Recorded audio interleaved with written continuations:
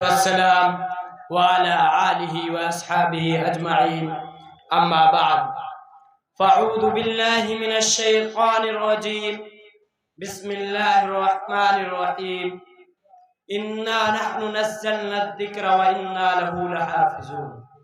صدر محترم اور حاضرین جلسہ، اسٹیج پر تشریف فرما علماء کرام، آج مجھے جس موضوع پر لب کشائی کرنے کا موقع ملا ہے وہ ہے حافظ قرآن کی فضیلت و اہمیت۔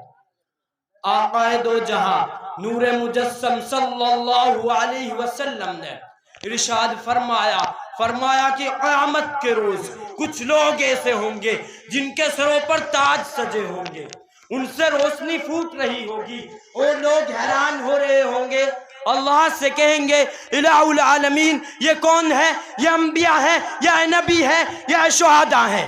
کہا جائے گا نہیں، اے میرے مالک یہ کون ہے؟ کہا جائے گا یہ حافظ قرآن کے والدین ہیں۔ تو جن کے والدین کو اللہ تاج پہنائے گا تو جس کی وجہ سے پہنائے گا اس کو کیسا مقام عطا فرمائے گا؟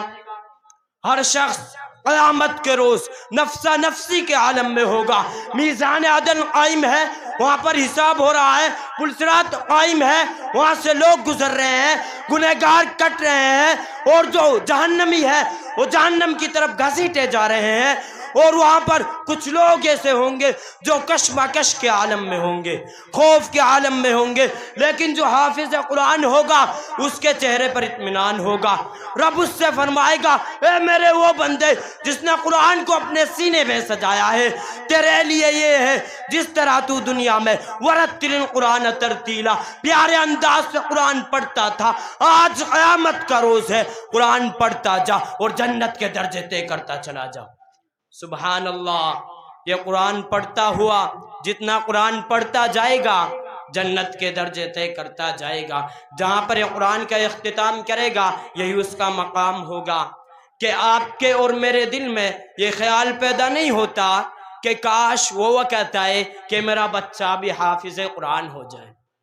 اللہ کے فضل و کرم سے پورا قرآن ہونا، پورا قرآن کسی کے سینے میں، اور اس کے والدین کو کیا ملتا ہے اس کو تو کوئی بیان ہی نہیں کر سکتا۔ مفتی یاسر صاحب امینی فرماتے کہ اللہ والا کا عجیب واقعہ، کسی قبر کے پاس سے گزر ہوا تو عذاب ہو رہا ہے، کچھ دنوں کے بعد گزرے تو وہی قبر جس پہ پہلے عذاب ہو رہا تھا اب رحمت الہی چھم چھم برس رہی ہے، رحمت ہی رحمت ہے، برکت ہی برکت ہے، عنایت ہی عنایت ہے۔ اے مالک یہ کیا فیض ہے؟ یہی قبر، بندہ بھی یہی، پہلے عذاب اب ثواب، کیا وجہ ہے؟ فرمایا کہ اس نے مرنے سے پہلے اپنی زوجہ حاملہ چھوڑی تھی، آج اس کے بچے نے مدرسے میں جا کر بسم اللہ الرحمن الرحیم پڑھا ہے۔ کیا پڑھا ہے؟ صرف سارے پڑھیے میرے ساتھ، بسم اللہ الرحمن الرحیم۔ ہر حرف کے بدلے اللہ تعالی 4000 نیکی عطا فرماتا ہے۔ بسم اللہ الرحمن الرحیم آج اس کے بچے نے پڑھا ہے، کہا کہ مجھے حیا آئی جس کا بچہ زمین کے اوپر مجھے الرحمن الرحیم کہے، میں اس کو والد کو زمین کے اندر کیسے عذاب دے سکتا ہوں؟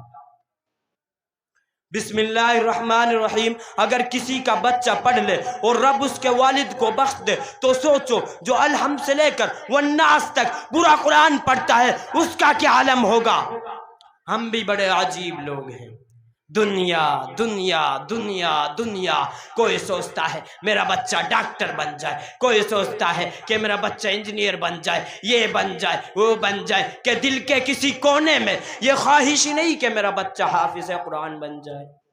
ہونی چاہیے ہر مسلمان کے دل میں یہ خواہش ہونی چاہیے کہ میرا بچہ حافظ قرآن بن جائے۔